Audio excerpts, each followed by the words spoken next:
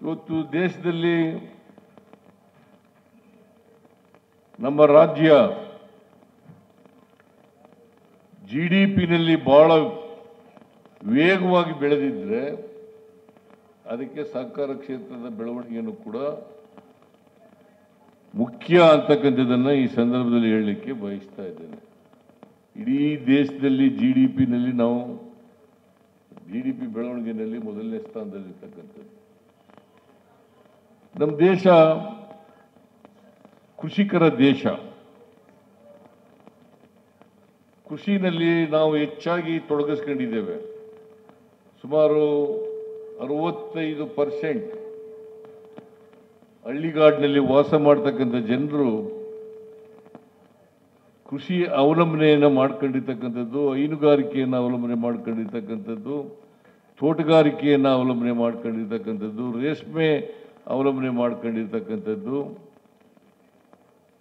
ಆಮೇಲೆ ಸ್ವಸಹಾಯ ಸಂಘಗಳ ಮೂಲಕ ಮಹಿಳೆಯರನ್ನು ಸಂಘಟನೆ ಮಾಡಿ ಆ ಮೂಲಕ ನಮ್ಮ ಉಪಕಸಬುಗಳಿಗೆ ಶಕ್ತಿಯನ್ನು ಕೊಡ್ತಕ್ಕಂಥ, ಅವರಿಗೆ ಮಾರುಕಟ್ಟೆಯನ್ನು ಒದಗಿಸ್ಕೊಡ್ತಕ್ಕಂಥ ನಮ್ಮ ಉತ್ಪಾದನೆ ಯಾವಾಗಲೂ ಕೂಡ ನ್ಯಾಯಯುತವಾಗಿ ಸಿಕ್ಕಬೇಕು.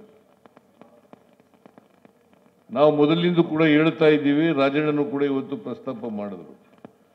ನಾವು ಉತ್ಪಾದನೆ ಮಾಡ್ತಕ್ಕಂಥ ವಸ್ತುಗಳಿಗೆ ನಾವೇ ಬೆಲೆಯನ್ನು ನಿಗದಿ ಮಾಡ್ತಕ್ಕಂಥ ವ್ಯವಸ್ಥೆ ಜಾರಿಗೆ ಬರಬೇಕು. ನಾವು ಉತ್ಪಾದನೆ ಮಾಡ್ತಕ್ಕಂಥ ವಸ್ತುಗಳು ಅದಕ್ಕೆ ನಾವೇ ಬೆಲೆ ನಿಗದಿ ಮಾಡಬೇಕು. ನೋಡಪ್ಪ, ನಾವು 1 ಕ್ವಿಂಟಾಲ್ ರಾಗಿ ಬೆಳಿತೀವಿ ಅಥವಾ 10 ಕ್ವಿಂಟಾಲ್ ರಾಗಿ ಬೆಳಿತೀವಿ, ನಮಗೆ ಇಷ್ಟು ರೇಟನ್ನು ಕೊಡಬೇಕು 1 ಕ್ವಿಂಟಾಲ್ಗೆ. ಅದನ್ನು ನಿಗದಿ ಮಾಡ್ತಕ್ಕಂಥ ಅಧಿಕಾರ ಇರಬೇಕು. ಅದು ಭತ್ತ ಆಗಲಿ, ಕಬ್ಬಾಗಲಿ, ಜೋಳ ಆಗಲಿ, ರೇಷ್ಮೆ ಆಗಲಿ, ತರಕಾರಿ ಆಗಲಿ, ಯಾವುದೇ ಆಗಲಿ, ರೈತ ಉತ್ಪಾದನೆ ಮಾಡ್ತಕ್ಕಂಥದ್ದು ಅದಕ್ಕೆ ಬೆಲೆ ನಿಗದಿ ಮಾಡ್ತಕ್ಕಂಥ ಅಧಿಕಾರ ಇರಬೇಕು. ಅದು ನಮ್ಮ ದೇಶದಲ್ಲಿ ಸಾಧ್ಯ ಆಗಿಲ್ಲ. ಈಗ ಕೈಗಾರಿಕೋದ್ಯಮಿಗಳಿದ್ದಾರೆ. ಕೈಗಾರಿಕೋದ್ಯಮಿಗಳು ಅವರು ತಯಾರು ಮಾಡಿದಂಥ ಪದಾರ್ಥಗಳಿಗೆ ಅವರೇ ಬೆಲೆ ನಿಗದಿ ಮಾಡ್ತಾರೆ. ಕೈಗಾರಿಕೋದ್ಯಮಿಗಳು ತಯಾರು ಮಾಡಿದಂಥ ಪದಾರ್ಥಗಳಿಗೆ ಅವರೇ ಇಷ್ಟು ಬೆಲೆ ಕೊಟ್ಟು ಮಾರಾಟ ತಗೊಳ್ಬೇಕು ಅಂತಕ್ಕಂಥ ಬೆಲೆಯನ್ನು ನಿಗದಿ ಮಾಡ್ತಾರೆ.